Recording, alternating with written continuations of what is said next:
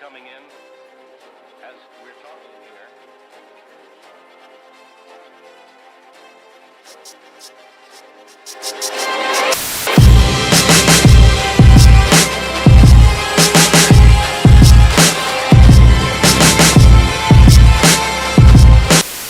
All right, so we're doing football. All right. That sounded weird. It was like football. We're doing Really let me do get some context.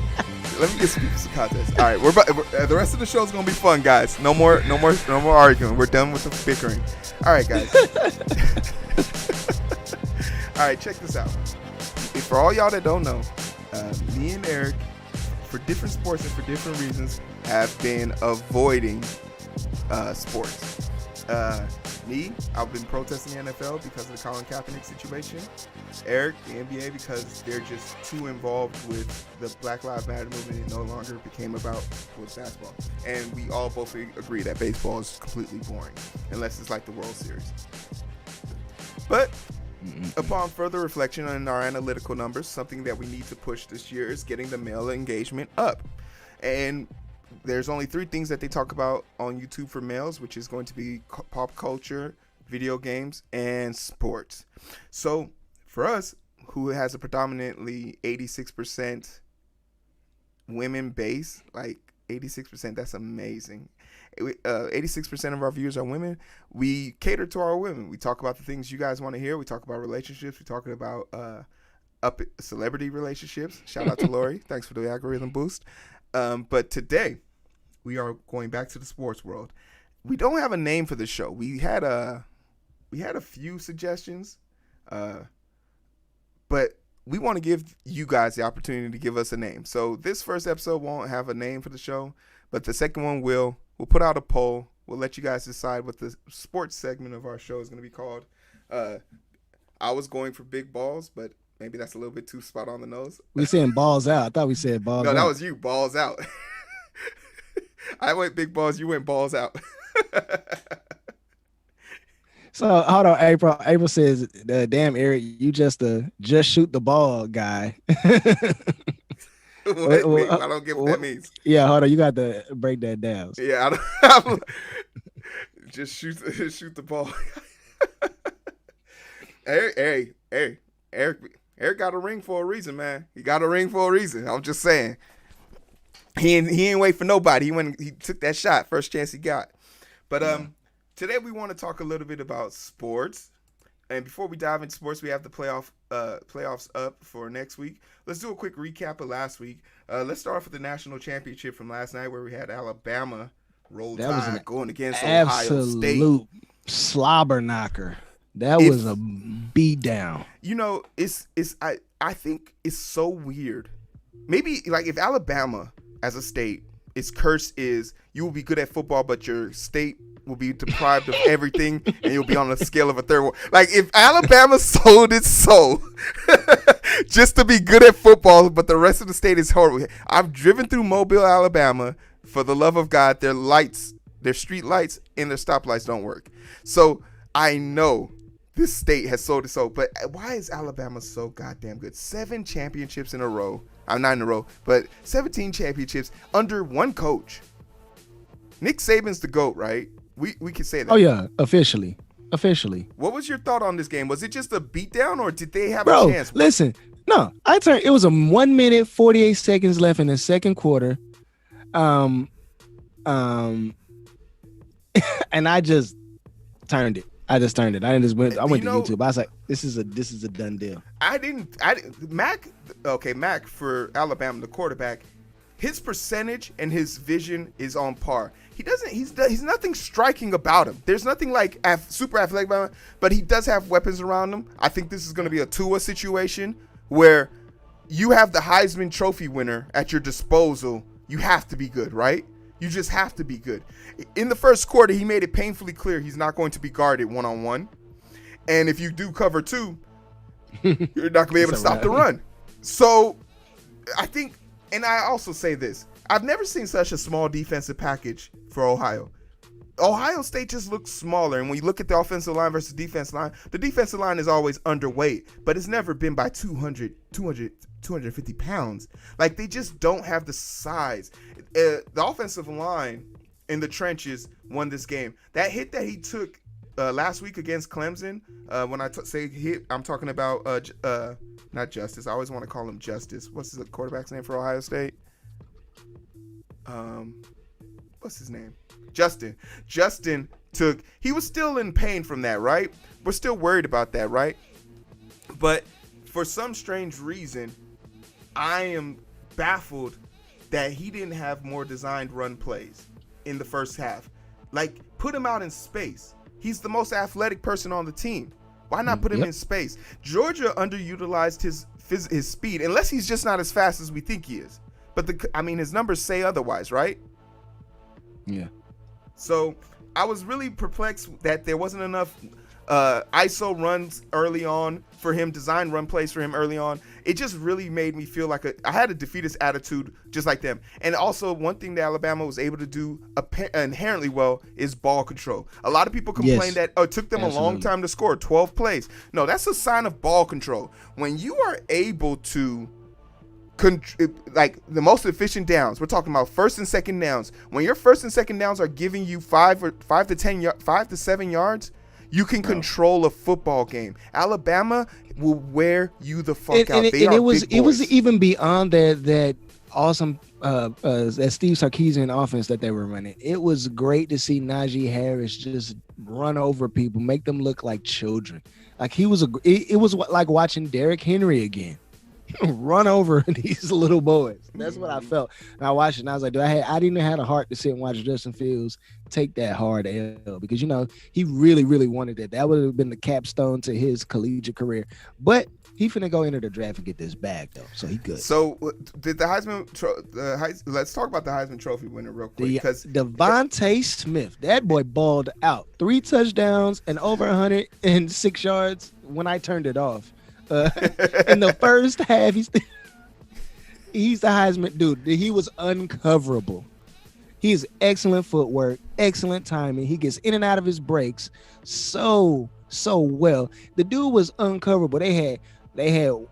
He had single high. He was beating that. He was sitting down in the zone perfectly. He was toe tapping on the sideline.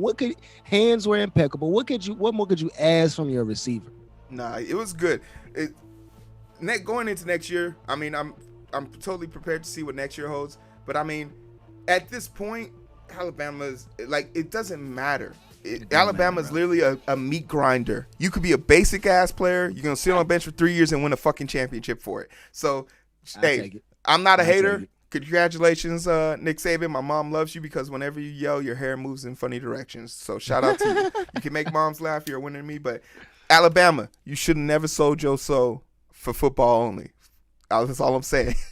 But they got some great collegiate programs, though. Let's get into last week of the NFL. Super wild card weekend. It was great. It was great. First and foremost, shout out to the Browns for winning their first playoff game in franchise history. Bro, no, what are you talking about? Oh, wait, no, they won a championship back in 86. So never mind. Not 86. No. They didn't win a championship in 86. This is their first playoff win in a long ass time. Let's say that. Exactly. We can't remember when the last. Can't remember, and that's bad. I know since I've been born, they haven't won a playoff match, and I'm 32. Nope. So I'm 34. Congratulations to you, and not only just beating them with the most disgruntled team I've ever met in my life. They got Odell Beckham Jr. They just have an amalgamation of a few good players, but Juju, I think it was the receiver, Juju Smith-Schuster. He put out a tweet like last week talking about how it's just a team of 2 good people with a bunch of no faces. You let a team with 2 good people and a bunch of no faces beat the Steelers, bro. You got to sit the fuck down and dance. Dance your way to that damn bench where you're going to be sitting for the rest of the season watching the Browns play.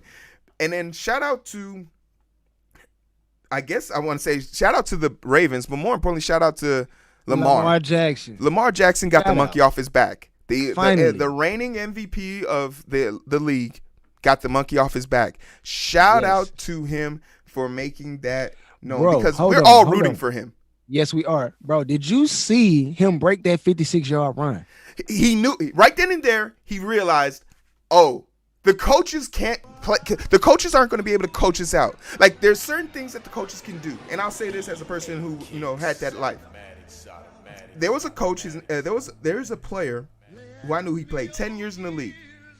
You don't give him plays. He just goes out there because there's nothing you're going to show him that he hasn't already seen. Lamar's talent is so untapped that he doesn't even know what he's capable of. And sometimes he just has to put his head down and go. Because I know he hears the talk about how, like, people are like, he should have been a receiver. He should have been a receiver. But now the talk is, okay, you're a quarterback, but you're not a conventional quarterback. And you shouldn't be looking at Cam Newton to be your comparison. You shouldn't be looking at Michael Vick to be your comparison. No. You can throw. You can also run. And it's a strong asset. All this year, he's definitely been trying to make his pocket presence known. He took a few sacks in that game, and I think that woke him the fuck up. Like, I can't stand here. I'm faster than everyone in this. I'm the fastest person in a 100-mile radius. I cannot stand here. Yes. So, shout out to him. It was a good game. I only watched the highlights. Once he broke that 56, I felt comfortable walking away from that game. Yep. And then I just want to say, look, Chicago, the fact that everyone wasn't fired the next day, all you people, I hope you went to the doctor and got your last forms of your benefits, because if I was working in Chicago, I would be gone. Was in the front office, I would be packing my shit so I can get sent the fuck home. Chicago, you had 2 games to win 1. You weren't going to beat Green Bay, and that's okay. But you could have gave the Saints a run for their money. You lost to a 43-year-old quarterback.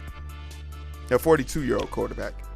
But he's the all-time leadingest passer, and he's got the Saints didn't have to open up their playbook, and Tom Brady is mad because you guys didn't force them to.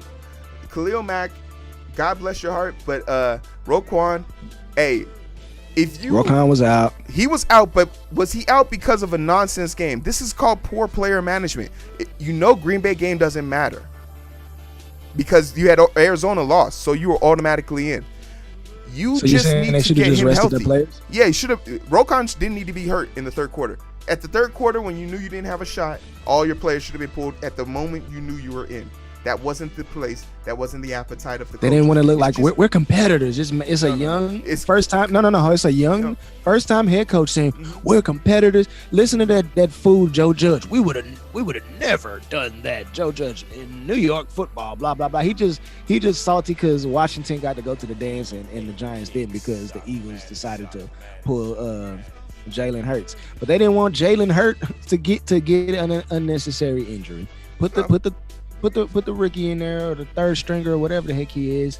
Give him a shot. Like, I mean, the Eagles could have won the game, but for what? To give the Giants a win? No, screw the Giants. Screw the Cowboys too. Like, if you're an Eagles fan, why do you give a dang about any other of the 3 teams in the NFC East? Like, it's irrelevant. No one cares. Like, why is Joe Judge commenting on what some other former head coach now because of a Pittsburgh decision?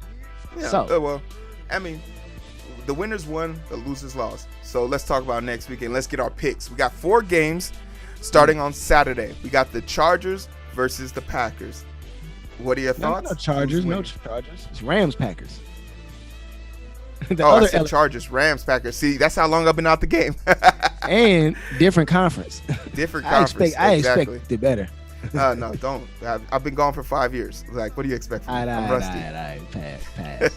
So I'm gonna pick the Packers by 10 points. Packers by 10. I think the Packers are gonna win it all this year. But if they have a competition, this is my opinion. I'm only basing off of what I know. But I'm interested to see. I'm interested to see if the receivers are as good as they think, because they're going to get a lot of press coverage. The Rams are aggressive on coverage. I'll give them that. And I think the Rams are like, they're decent with their cover sacks. That's what Aaron Rodgers probably can't do as well as he used to be able to do. Get out of that pocket. But yeah, but the thing is, Aaron Rodgers has hold on. First of all, I am insulted that Theodore McNeil came in this chat and had the nutsack to say Jalen Ramsey is going to shut down Devontae Adams. You know what? That first of all, that's insulting to Devontae Adams because it's not going to happen. Number one. Number B is you got Marquez Valdez-Scantling on the other side. Because I'm telling you what they're going to try to do is put Jalen on Devontae and say you're going to have to lock one-on-one, and then we're going to put one over the top for Marquez Valdez-Scantling. But they got a really serviceable tight end, and Aaron Jones is a great running back. And you know what the Rams have a problem with? Run defense. So I'm telling you, they're gonna run the rock, gonna play action pass, they're gonna throw the ball over the top, and Jalen Ramsey is gonna look like a rookie out here. I'm telling you that right now. You mark my words. I'll put some coins on it. I'm sticking with my Packers by 10. Hey, I see a bet. There's two honorable men in the chat. Let's see the bet. we take bets on the identity booth. I'm gonna give it to the Packers. This is not a debate for me, but we do have some interesting football. We got the defense. Ravens versus the Bills, and the Ravens love the game of score early, defend late. The Bills is a defensive powerhouse. What's your view on this?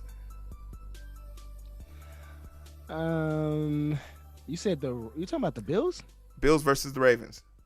I'm taking the Bills. I'm taking the Bills by 17 points. Woo!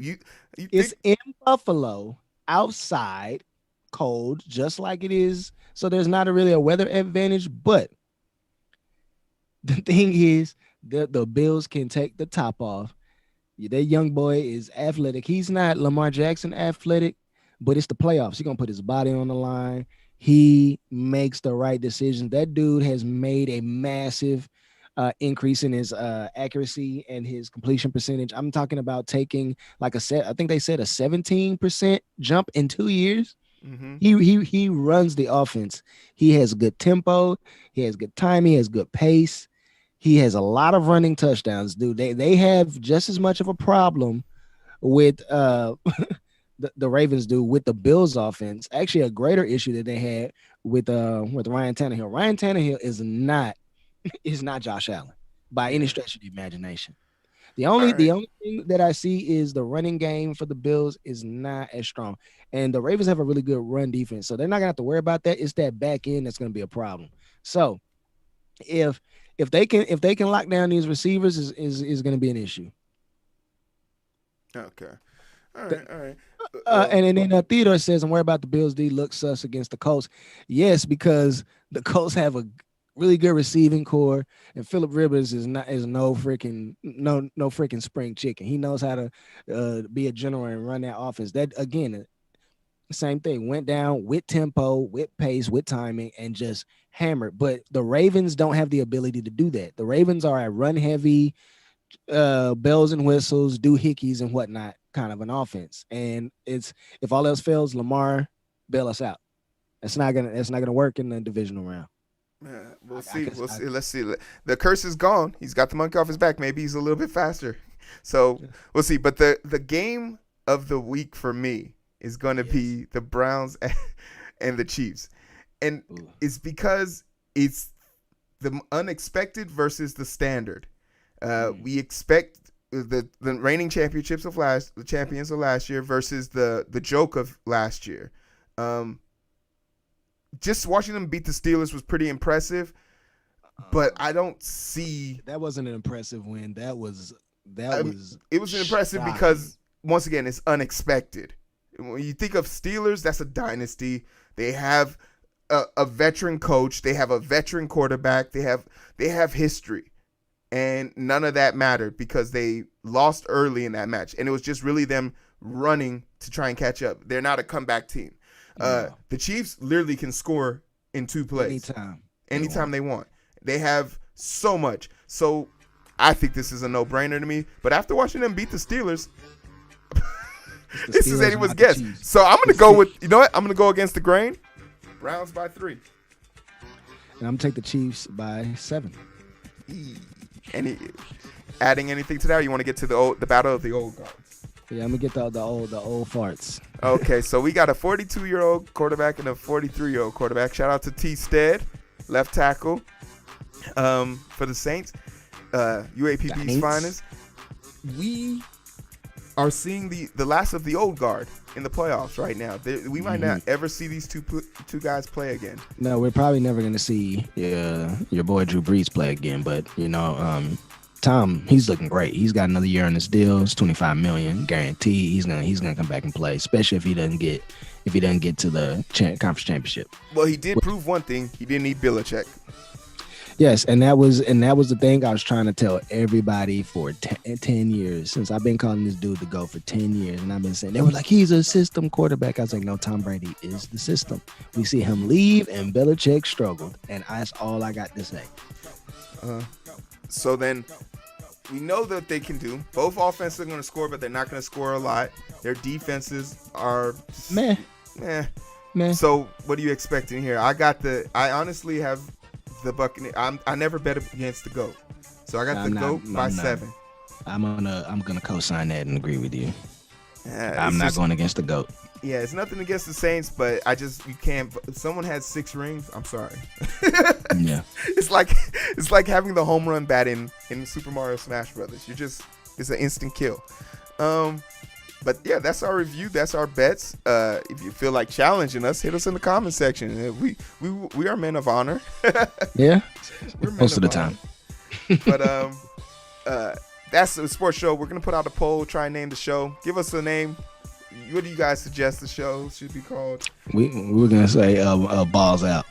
We're gonna say balls out. It sounds like something we would say. But we'll see. Hey, Theo says Saints by 6. All right, we'll have to see. But Eric, where can they find us? Here on YouTube. This is our home. This is where we get down. So please go ahead and hit that subscribe button. If you've already subscribed, man, go ahead and hit that share arrow. You know, the arrow that points to the right. Go ahead and hit that. After you do that, make sure your notifications are on. Go ahead and hang out in the comments, swim in the comments section. After that, go on Instagram, hit a follow, drop us a comment. Go on TikTok, hit the follow, drop us a comment. Twitter, hit the follow, drop us a comment. We everywhere, baby. We everywhere. Come on, get on the identity, boo, man. Help us, really, man. People just come on, help us hit this 1,000 goal, man. Once we get this 1,000 goal, it's gonna change so much. Change so much for us. But hey, we appreciate you guys. Thank you so much, Eric. Appreciate you. We're gonna go to our last show, and get to it. Do it. Turn it up. My demeanor's so off, bro. Okay, my microphone keeps turning itself down for some unknown reason. It's really starting to piss me off. I got you adjusted, bro. And now I don't do we even want to talk about it? Can we just go to catch up? Do we have to talk about this? What do you want to talk about? It's the 400,000. Like I don't. Nah, I'm with you there. I don't want to. I think we kind of already.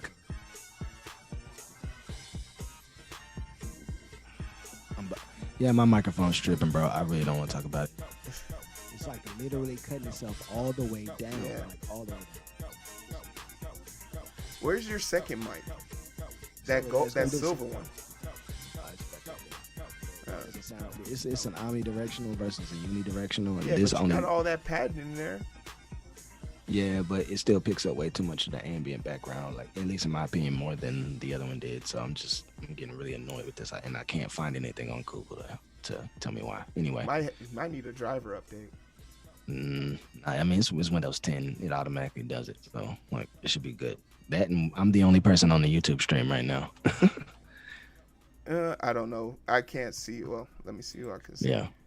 Now, I mean, we got 5 people total. Yeah. It's just that YouTube viewers can hide themselves, but they can't hide themselves from the algorithm. Esteban Del Real. Esteban. Memo. ¿Cómo está? But thank you guys so much for joining us. I don't know, like. Yeah, nah, bro. I'm good, man. I do not want to talk about the pandemic anymore. Yeah, I'm good on that, bro. I'm really waiting for this nightmare to be over. Let's just say this: Bruce Willis, you're an asshole. and put on your goddamn mask. Put That's on it. a mask, Bruce Willis. Jeez, freaking on a- Louise. Put the mask on. Like You trying to die hard get for it, real. but this is a respiratory virus. You know how respiration works? It means you breathe in your nose or your mouth. It goes into your lungs. They inflate. They take the oxygen and they oxygenate your blood, and then you exhale and CO2 comes out. And you know why that's so important? Because if you put the mask on, 95% of the particulates in the air cannot penetrate the mask, which gives you an added sense of protection. Not only does it protect things that are coming in, it also protects that bull crap that's coming out of you, sir. Please put it on. Yeah. Or you're really gonna die hard. And that's because your lungs are gonna collapse from the coronavirus. It actually, what's called? So I have like 2 things I have to talk to you off air. Yeah, let's get to the business. We can go ahead and sign off, bro. I'm good because I got some things I need to talk to you about too. Yeah. All right, y'all. So it's been real. We love y'all. We love you guys, but like 2021. Okay, I'm gonna keep my composure for a second. 2021, please listen to me. I don't know who hurt you. Please, look. I am coming to you. 2021. I don't know who hurt you, but me and Eric have done the absolute best we can to appease you, to comfort you, to quell your insufferable aggression towards any piece of happiness or joy that seems to come our way. Yeah. I get it. Life is going to be fucking difficult. In fact, we welcome it. Our shoulders are big enough for it. Yeah. But if you could just stop for 1 second from stepping on our balls and just let us please make some headway, I'd greatly appreciate it. I wouldn't ask for anything more. I just need 3 months. 3 months for you guys to cooperate with me. And I won't ask for anything because it won't matter anymore. But that's my beg. I bego. But I appreciate you guys. Thank you so much. We love you. Please like, share, and subscribe. And by the way, hold on. Hey, man, before we go off, I did have to pause still, though, for saying the Saints did.